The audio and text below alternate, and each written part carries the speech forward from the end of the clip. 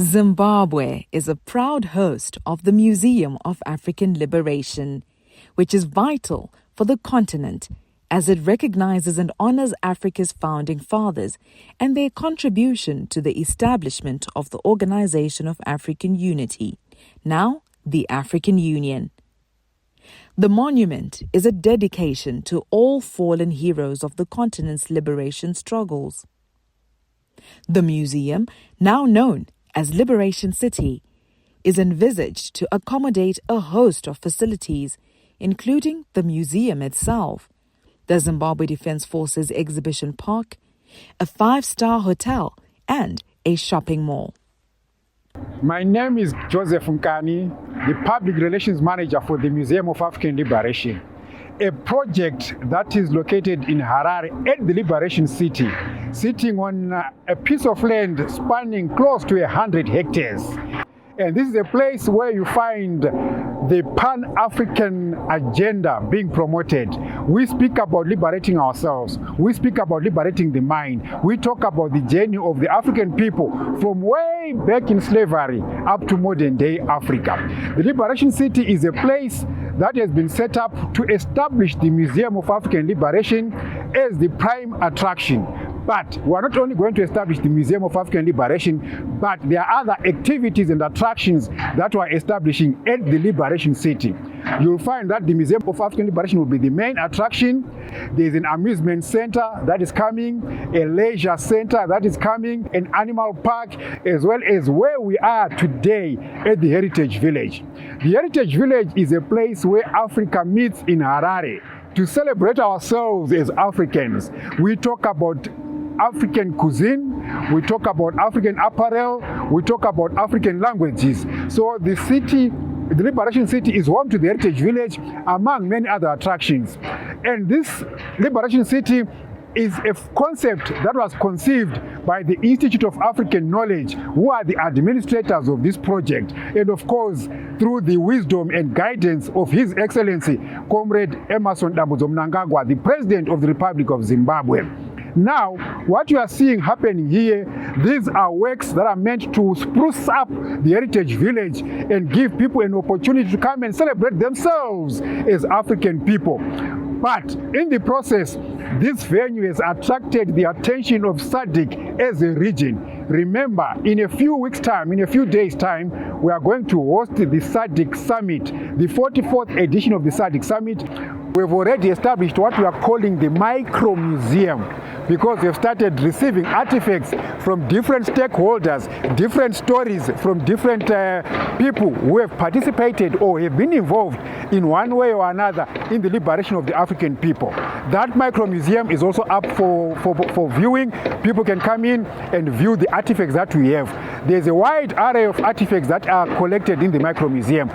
Mainly, some of them include the Joshua Nkomo artifacts, the Josiah Tongogara artifact, the Leopold Takawira artifacts, there is the Muhammad Ali statue. You talk of the late Simon Mzenda artifacts. We have that in our collection at the micro museum. To its construction, the Mobile Museum of African Liberation was established. If people can't come to the museum, take the museum to the people. This is the purpose for this beautiful truck. A truck we bought from a normal car dealer and mounted solar panels on top and mounted digital touch screens inside, as well as some electrical gadgets on it to support us as we take the museum to the people. What is the purpose for this vehicle? Now, we curated our content in digital format, and now we are now able to take the mobile museum to people, whether be they schools, be they public events, or any other public gatherings. And we have people coming inside, enjoy and watch videos and learn about the different African knowledge. We created text, as in this case, the last person who was here was reading on the inventions by blacks under slavery. So this content now talks about the various inventions that we see and use today that were invented by blacks, but because they were slaves, they were not allowed to make money out of their discovery or out of their inventions. They were not allowed even to patent their inventions. As an example, do you know that the combine harvester is your idea as a black person? Do you know that the cotton planter is your idea as an African? Do you know that the dry cleaning machine is your idea as an African person? Do you know that the traffic lights that we see on our roads today are actually an invention by a black person? Well, worry no more. All that information is loaded in this mobile museum. Information plates were placed in the Africa Solidarity Garden to assist people, but especially school children. This is the information plate that we've planted on every flagpole you see here in the Africa Solidarity Garden. Just to illustrate the point, here this information plate talks about Zimbabwe. So when children come here, they begin to learn about Zimbabwe in brief. You will have information on the Independence Day. Zimbabwe got its independence on the 18th of April in 1980. What is the capital city? Of course, it's Harare. You get to know about the population of Zimbabwe, the official languages, the official currencies, and even the flag colors. And of course, there's also a map of that particular country. All those who fought to liberate Zimbabwe are also represented through the unknown soldier. Now, this is one of these pieces that talk of the journey of our country as the people of Zimbabwe. This is a piece that depicts a liberator, an unknown soldier, who sacrificed his time and his family to go and fight to deliver a liberated Zimbabwe.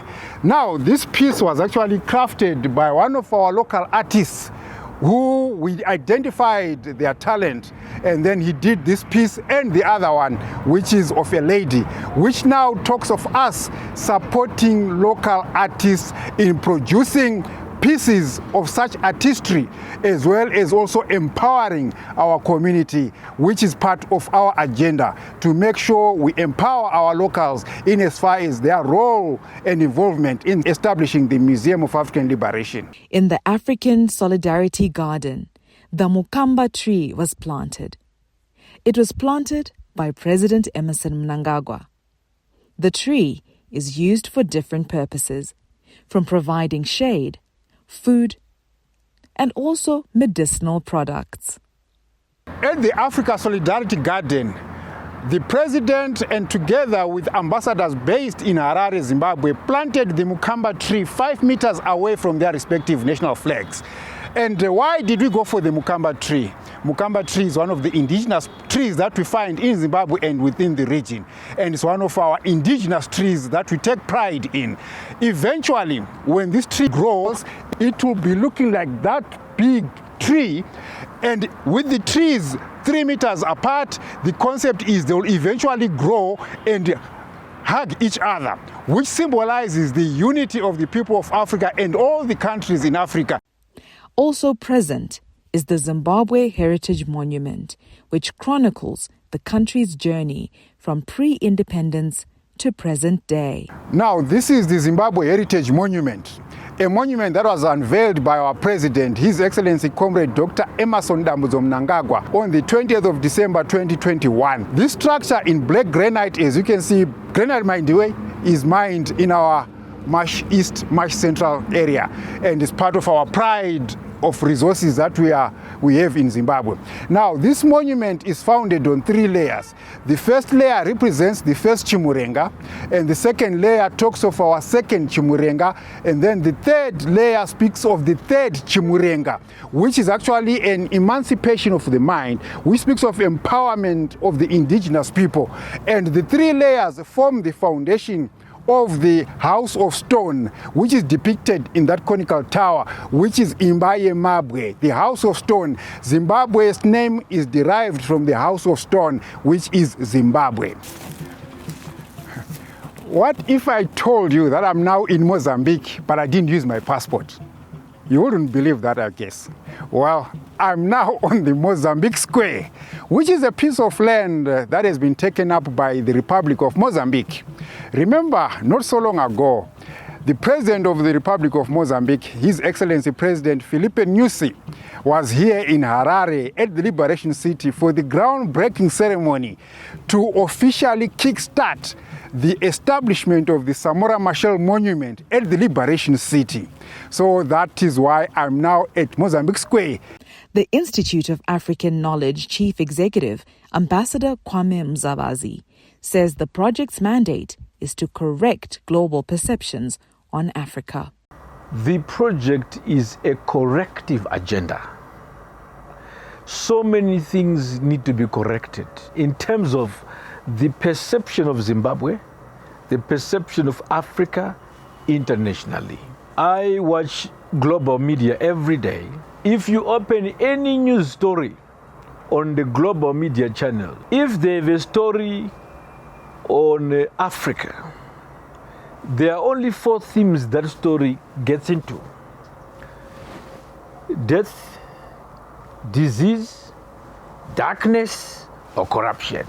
You see, nothing else. They have nothing to talk about. We call it the Triple DC. That's how they do their story lineups. And the Triple DC did start today. It's an extension of an agenda that has been pursued by the colonial empires for 500 years. He added that the whole idea behind this milestone is to also decolonize the mind. President Mnangagwa is on this monumental, challenging, but absolutely timely and praiseworthy pursuit of correcting the narrative.